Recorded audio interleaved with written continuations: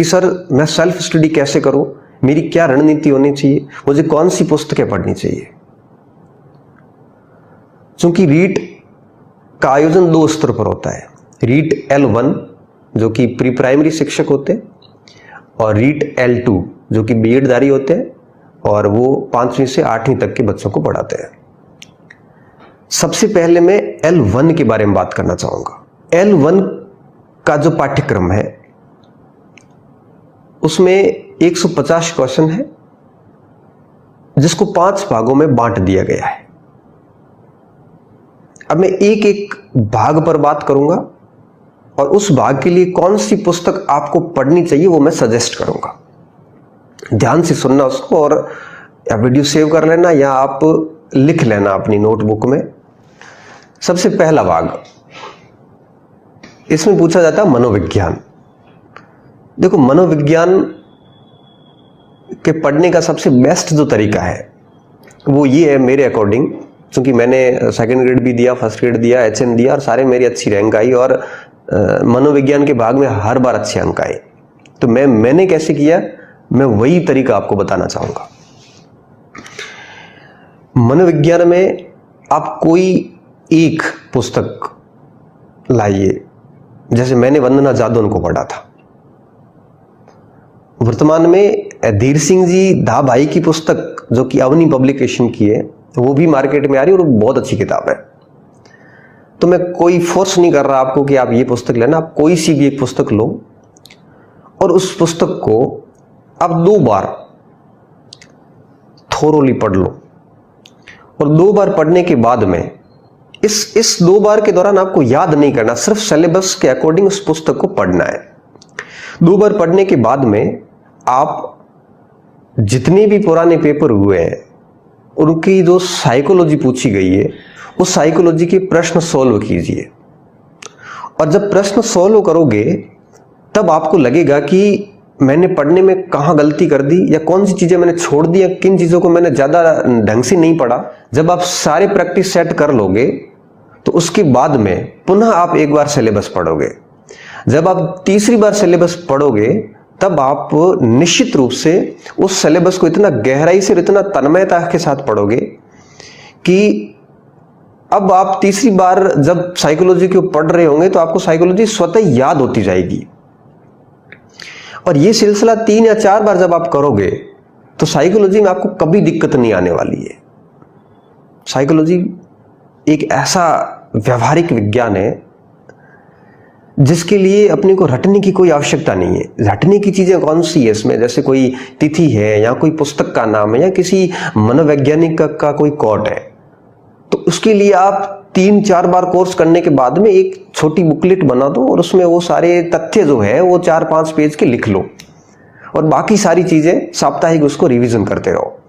तो जितनी ज्यादा किताबें पढ़ोगे साइकोलॉजी की आप, उतनी ज्यादा आप कंफ्यूज होंगे। लेकिन हमें अधिकतम कैसे करना है उस लिए इस बात का विशेष तौर पे ध्यान रखना है कि अधिकतम किताबें नहीं पढ़नी है, एक ही किताब को अधिकतम बार पढ़ना है। अब अपन बात करेंगे दूसरे भाग पर। दूसरे भाग में लैंग्वेज आती है और आपको कोई 2 लैंग्वेज ऑप्ट करनी पड़ती है।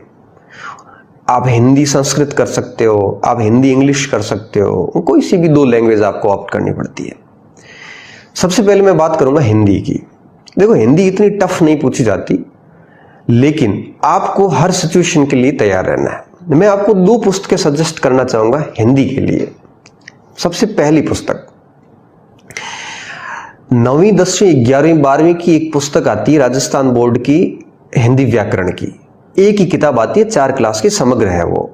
एक तो आप वो पुस्तक लाइए और उसको आप ढंग से पढ़ लीजिए, और उसके साथ साथ एक किताब राजस्थान हिंदी ग्रंथ अकादमी की राजेंद्र सिंह सिंघवी की किताब आती है। आप ये दोनों पुस्तकें लाइए और इन दोनों पुस्तकों को तरीके से पढ़ लीजिए। 2 बार, 3 बार, 4 बार, इन किताबों को जितनी बार आप दोहराव करोगे, जितनी ज्यादा बार पढ़ोगे, उतनी ये चीजें आपको याद होती जाएगी। तो आप हिंदी में ये 2 पुस्तकें पढ़िए, ये सबसे बेस्ट किताब है। उसके बाद अगर मैं बात करूं सेकंड लैंग्वेज की, तो आप इंग्लिश या संस्कृत कोई भी रख सकते हो। जहां तक इंग्लिश की बात है तो इंग्लिश के लिए बहुत सारी किताबें मार्केट में है। तो मैं आपको कुछ मुख्य बातें बताना चाहूंगा। देखो, भाषा जो होती है ये रटने से नहीं चलती है। भाषा एक अपने आप में कौशल है, इसको अंदर से विकसित करना पड़ता है। अब अंग्रेजी ऐसी है जो राजस्थान के अधिकांश अभ्यर्थियों के लिए एक भय का काम करती है, और उस अंग्रेजी की वजह से मोस्टली विद्यार्थी डीमोटिवेट होता है कि सर मुझे इंग्लिश नहीं आती, मैं कैसे करूं। देखो, सामान्य बात है, आप 6ठी से 8वीं तक की मिनिमम बता रहा हूं, आप टेक्स्ट बुक लीजिए और उस टेक्स्ट बुक के अंदर जितनी भी वोकेब है उसको पढ़िए, उसकी सामान्य ग्रामर है जो है उसको आप सॉल्व कीजिए, और आप धीरे धीरे 6ठी क्लास से स्टार्ट करोगे और जब 8th तक पहुंच जाओगे तो आपकी इंग्लिश का एक बेस जो है ये अच्छा हो जाएगा। और जब इंग्लिश का बेस अच्छा हो जाता है तो उसके बाद आप कोई सी भी छोटी पुस्तिका मार्केट में खूब सारी मिलती है वो लेके पढ़ सकते हो। और ऐसा ही मैं संस्कृत में आपको कहना चाहूंगा, 6ठी से 8वीं तक की संस्कृत पढ़ लो और उसके बाद में कोई छोटी बुकलेट लाओ संस्कृत की और उसको आप एक बार 2-3 बार रिवीजन कर लो, फिर प्रैक्टिस सेट कर लो। तो लैंग्वेज के लिए आप 6ठी से 8वीं क्लास की जो भी माध्यमिक शिक्षा बोर्ड की किताबें हैं, बेहतरीन किताबें हैं, इनको आप अगर ढंग से पढ़ लोगे तो आपको किसी भी प्रकार की समस्या जो है एग्जाम हॉल में नहीं आनी है। तो फर्स्ट पार्ट साइकोलॉजी हो गई, सेकंड भाग में एक लैंग्वेज हो गई, थर्ड पार्ट में सेकंड लैंग्वेज हो गई। अब मैं आता हूं चौथे भाग में। चौथे भाग में पूछा जाता है मैथमेटिक्स, गणित पूछी जाती है। और ये ऐसा विषय है जो कई विद्यार्थियों का बहुत अच्छा है, कई अभ्यर्थियों का बहुत कमजोर है। तो मैं दोनों प्रकार के अभ्यर्थियों को एक गुजारिश करना चाहूंगा, जिनका मजबूत है वो भी इसको हल्के में ना ले, वो भी प्रैक्टिस करते रहे, और जिनका कमजोर है वो इसको इग्नोर ना करे, वो इसके ऊपर सतत प्रयास करते रहे। मैथमेटिक्स जो है वो आपकी निरंतर प्रयास से ही अच्छी होगी।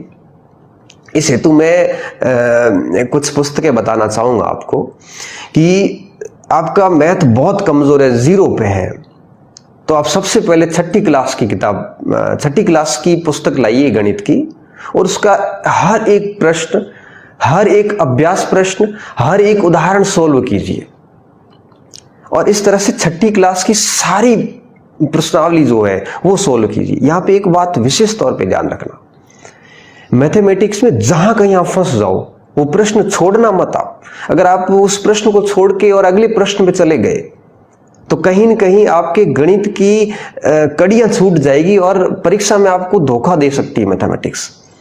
तो इस तरह से 6ठी, 7वीं और 8वीं जैसी इन 3 क्लासेस की गणित तैयार हो जाती है आपका कॉन्फिडेंस मैथमेटिक्स में बिल्ड हो जाएगा।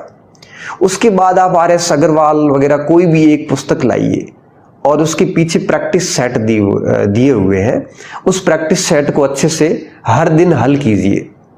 ध्यान रखना, मैथमेटिक्स जितना आप पेन चलाओगे कॉपी पर उतना मैथमेटिक्स आपको फायदा देगा। अगर आप सोते सोते यूं ही गणित मिलाने लग गए कि इसका ये होगा उसका ये होगा, तो आपका टाइम मैनेजमेंट निश्चित रूप से एग्जाम में बिगड़ने वाला है। इसलिए कॉपी पेन उठाइए, किताब उठाइए, 6ठी, 7वीं, 8वीं की पुस्तकें होने के बाद में RS अग्रवाल को उठाइए और उसका प्रैक्टिस करना स्टार्ट कर दीजिए, और ये सिलसिला आपका एग्जाम तक बने रहना चाहिए। फिर देखिए आपकी मैथमेटिक्स कितनी बढ़िया हो जाती है। अब आखिर में मैं आता हूं 5वें भाग पे, और यहां पूछा जाता है पर्यावरण अध्ययन। देखो, पर्यावरण की कोई सीमाएं नहीं है, इसको जितना ज्यादा पढ़ा जाए उतना ही कम है। 5वीं का विद्यार्थी भी पर्यावरण पढ़ता है और मास्टरी का विद्यार्थी भी पर्यावरण पढ़ता है, लेवल अलग अलग है। तो पर्यावरण की कोई सीमाएं नहीं होती, मगर रीट का जो पर्यावरण जिस स्तर का पूछा जाता है, इनको हम सीमाओं में बांध सकते हैं। मैं पुनः वही बात कहूंगा कि 6ठी से लेकर यहां मैं कहूंगा 10वीं तक सामाजिक अध्ययन की राजस्थान बोर्ड की नई किताबें 5 आप पढ़ोगे, इतनी बेहतरीन तरीके से लिखी गई है। और अगर आप इन 5 किताबों को ढंग से पढ़ लोगे और उसके बाद 6ठी क्लास, 7वीं क्लास, 8वीं क्लास ऐसे निरंतर उसको शॉर्ट नोट्स बना लोगे, तो फिर आप एग्जाम समय में उसका अच्छे से रिवीजन भी कर पाओगे, और देखते ही देखते पर्यावरण का भाग आपका बहुत बढ़िया हो जाएगा। किसी भी गाइड के ऊपर नहीं जाना है आपको। मैंने जो अभी आपको एक किताबें बताई 500 भाग की, इन 500 भाग की इन किताबों को लाइए और निरंतर आप 5-7 घंटे अच्छे कूल माइंड से हर दिन पढ़ते रहिए। आखिर में एक और बात, एक कोई भी गाइड लेके आ जाइए मार्केट से। मैं गाइड का कभी पक्षधर नहीं रहा और मैं कभी आपको ये सजेस्ट नहीं करूंगा कि आप गाइड पढ़ो। मैंने मेरी जिंदगी में कभी कोई गाइड नहीं पढ़ी, लेकिन रीड में मैं आपको कहूंगा कि एक गाइड लेके आ जाओ, कोई सी भी लेके। मैं कोई नाम नहीं बताऊंगा यहाँ पे। और उस गाइड में आप सिर्फ 2 चीजें देखना। पहली, वो जो माध्यमिक शिक्षा बोर्ड में आपको मिले नहीं है, ऐसे जितने भी रद्दी टॉपिक है वो सारे आप गाइड से पढ़ लो। और दूसरा, हर भाग के पीछे कुछ शिक्षण विधियां हैं, जैसे मैथ में भी शिक्षण विधियां हैं, लैंग्वेज की भी शिक्षण विधियां हैं, पर्यावरण की भी शिक्षण विधियां हैं। तो उन शिक्षण विधियों को आप उस गाइड से पढ़ लीजिए। हमें परीक्षा के परिणाम के बारे में नहीं सोचना है, हमें सिर्फ इतना सोचना है कि हम हमारा 100% दे रहे हैं कि नहीं दे रहे हैं। आप सिर्फ अपनी काबिलियत पर विश्वास कीजिए, आप अपने आप को झोंकिए। आप परीक्षा के बारे में मत सोचिए, आप परिणाम के बारे में मत सोचिए। आपके हाथ में सिर्फ मेहनत करना है।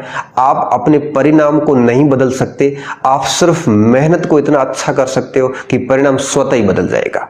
बहुत सारे नकारात्मक लोग मिलेंगे आपको कि ये होता है, सेटिंग्स होती है, वो होता है। अपने लक्ष्य को बिल्कुल सामने रखते हुए निरंतर साइलेंटली मेहनत करते रहिए। साइलेंटली इसलिए कह रहा हूं कि अगर आप ये लोगों को कह दोगे कि मैं मेहनत कर रहा हूं, तो आपके ऊपर एक दुनिया की एक्सपेक्टेशंस की बिल्डिंग बन जाएगी और ये ऐसी बिल्डिंग होगी जो आपकी एक प्रकार से मॉरल को डाउन करेगी, आपके ऊपर एक काल्पनिक दबाव बनाएगी और ये दबाव आपको परफॉर्म नहीं करने देगा।